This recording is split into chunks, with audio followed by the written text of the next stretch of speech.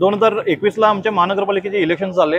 2021 मध्ये लोकांनी आम्हाला एक आमच्यावरती विश्वास ठेवून आम्ही महानगरपालिकेत काहीतरी लोकांच्या समस्या सोडू शकतो आणि जे लोकांच्या सर्वांगीण विकासासाठी, वार्डाच्या सर्वांगीण विकासासाठी आम्ही काम करू शकतो ह्या विश्वासाने आमच्यावरती मतदान करून आम्हाला निवडून दिले। 2023ला आमचा शपथविधी झाली। 2023 न 2025 पर्यंत 2 वर्ष झालं। 2 वर्षामध्ये महानगरपालिकेत आमचं छोटंसंही काम होईना। आम्ही 2023 मध्ये जे ठराव पास केला होता, डॉक्टर बाबासाहेब आंबेडकर 1939ला जुन्या महानगरपालिकेच्या बिल्डिंगमध्ये येऊन गेले होते, तेव्हाचे पूज्य महापौर त्यांना सत्कार केले होते आणि त्यावेळेला डॉक्टर बाबासाहेब आंबेडकर 1 दिवसासाठी आमच्या कंगरागलीत वस्ती होते। तर त्या जुन्या महानगरपालिकेच्या बिल्डिंगमध्ये डॉक्टर बाबासाहेब आंबेडकर जीवनचरित्र आधारित एक एक म्युझियम व्हावं आणि एक लायब्ररी व्हावं हे एक ठराव पाजला होता, पण त्याच्यावरती अजून सुद्धा काही पण अंमलबजावणी नाही झाले। हेल्थ कमिटीच्या मीटिंगमध्ये 2024ला एक त्यांचं फंड जे लागणार ते फंड SFC फंड मध्ये तुम्ही राखीव ठेवून ते काम करा असं ते एक तेव्हाचे हेल्थ चेअरमन जे होते त्यांनी एक ठराव पास केले होते, तरीही सुद्धा त्याच्यावरती काही पण अंमलबजावणी नाही।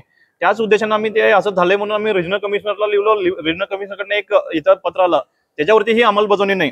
तसंच आमच्या गणाचर गल्लीत एक महानगरपालिकेची जागा आहे, 11 गुंठे जागामध्ये थोडं ते एन्क्रोचमेंट झालंय। एन्क्रोचमेंट काढा म्हणून गणाचर गल्लीच्या रहिवासींनी 2021 पासून इथं फाईट करायला त्यांनी कंप्लीट करायला, तरीही त्यावरती काही पण यांच्या जराही काही पण एन्क्वायरी नाही ना, त्याच्यावरती काही पण अंमलबजावणी नाही। एन्क्रोचमेंट तसं सोडून टाकलेत, म्हणजे करोडची जागा ते यांना महानगरपालिकेच्या अधिकाऱ्यांना नको झालंय।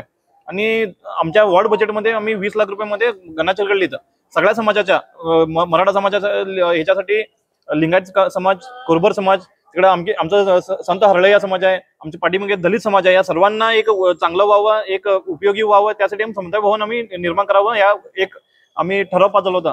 तरीही त्याच्यावरती काय पण अंमलबजावणी नाही आणि ते आमच्या महानगरपालिकेचे अधिकारीच ते काम करायला दिनात, त्याला अडवं लावून बसले। गेल्या 3 महिन्यापासून आज करतो, उद्या करतो, सर्वे करतो, हे पेंडिंग आहे ते पेंडिंग आहे म्हणून अडवं लावून ठेवलेत।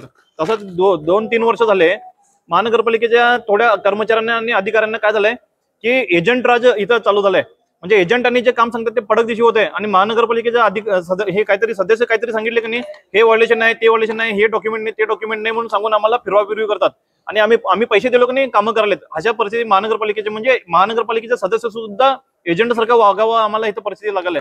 भरपूर जण तसंच करालेत, याच्या विरोधात कोण पण बोलेना झाले आणि आमच्यावरती जे लोकांनी विश्वास ठेवला होता ते विश्वास कुठेतरी गमवून घ्यालेत आणि आमच्यावरचा विश्वास काढालेत। ह्या उद्देशानं आम्ही आजपासून इकडं उपोषण चालू केलेलं आहे।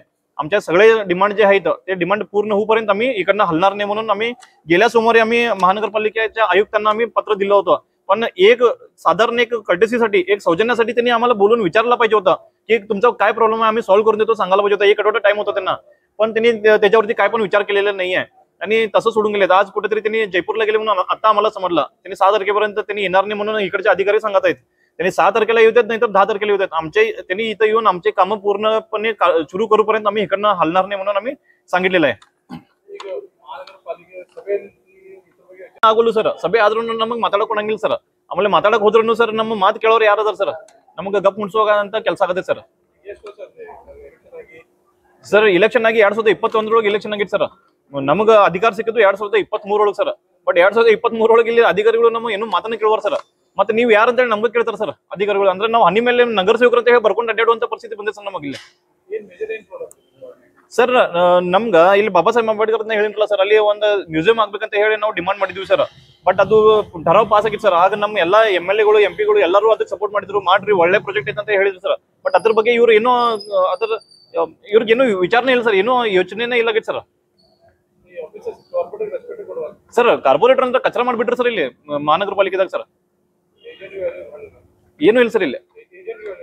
ಏಜೆಂಟ್ ಸರ್ ಅಲ್ಲಿ ಒಳಗೆ ಆಫೀಸ್ನಾಗ ಕೊಂಡಿಸೋರು ಚಾದು ಕುಡಿದವ್ರು ಕಳ್ಸಾರ ಸರ್, ಅಂತ ಪರಿಸ್ಥಿತಿ ಸರ್। ಸರ್ ನಮ್ಮ ಡಿಮಾಂಡ್ಗಳು ಪೂರಾ ಆಗುವವರೆಗೂ ನಾವು ಇಲ್ಲಿಂದ ಅಡ್ಗಾಡಂಗಿಲ್ಲ sir. Ward number 7 sir, Shankar Patil ಅಂತ ಸರ್।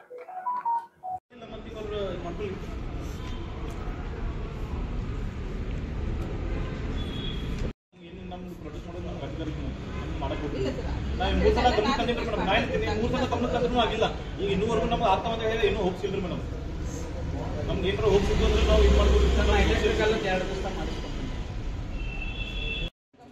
ನೀವು ತೊಗೊಂಡ್ರೆ ಹೋದ ವಾರ ಮೇಡಮ್ ಪಟ್ಟಿದ್ರೆ ನಮ್ಮ ಹೋದ ವಾರ ನೋಡಿರಂಗಿದ್ರೆ ಮೇಡಮ್ ಅದನ್ನ ಈಗ ನೀವು ಗಮನಕ್ಕೆ ಈಗ ನೀವು ಹೋಗಿ ಹೇಳೋದು ಮೇಡಮ್ ನೋಡ್ತಾರ ನಾನು ಈಗ ಒಂದು ವಾರದಿಂದ ಲೆಟರ್ ಕೊಟ್ಟಿರ್ತೀನಿ, ಓಟ್ ಸುಮಾರು ಕೊಟ್ಟಿರ್ರಿ, ಅವ್ರು ನೋಡ್ಬೋದಿರ್ತಿಲ್ರಿ ಮೇಡಮ್. ಅಲ್ಲ ಈಗ ಸಂಬಂಧಪಟ್ಟವರು ಈಗ ಮೇಡಮ್ ಕಮಿಷನರ್ ಮೇಡಮ್ ಅಂತ ಲೆಟರ್ ಕೊಟ್ಟಿರ್ರಿ.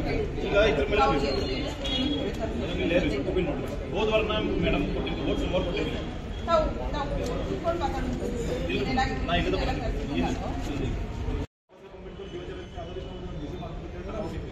ಅದ್ರ ಮೇಲೆ ಇಂಪ್ಲಿಮೆಂಟೇಷನ್ ಆಗಿಲ್ಲ ಮೇಡಮ್. ಮತ್ತೆ ಈಗಾಗಿತ್ತಂತ ಇಂಪ್ಲಿಮೆಂಟೇಷನ್ ಹೆಂಗೆ ಮಾಡೋದು? ಹೀಗಾಗಿ ಮೇಡಮ್ ನಮ್ಗೆ ನ್ಯಾಯ ಸಿಗೋವರೆಗೂ ನಮ್ಗೆ ಎಲ್ಲ ಕಂಡೀಷನ್ಸ್ ಎಲ್ಲ ಇರೋವರೆಗೂ ನಾವು ಇನ್ನೂ ಇಂಕ್ರೂಸ್ಮೆಂಟ್ ಆಗಿದ್ರು ಇಂಕ್ರೂಸ್ಮೆಂಟ್ ಆಗಿದ್ರು ಕಂಪ್ಲೀಟ್ ಕೊಟ್ಟು 2021 ಕಂಪ್ಲೀಟ್ ಕೊಡೋದು. ಬಟ್ ಅದ್ರದ್ದು ಇಂಪ್ಲಿಮೆಂಟೇಷನ್ ಇಲ್ಲ. ಇಂಕ್ರೂಸ್ಮೆಂಟ್ ಆಗಿದ್ದಾಗ ಹಂಗೆ ಬಿಟ್ಟರು.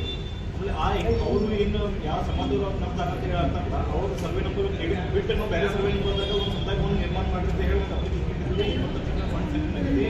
ಫಂಡ್ ಸೆಕ್ಷನ್ ಆಗಿ ಅದ್ರ ಮೇಲೆ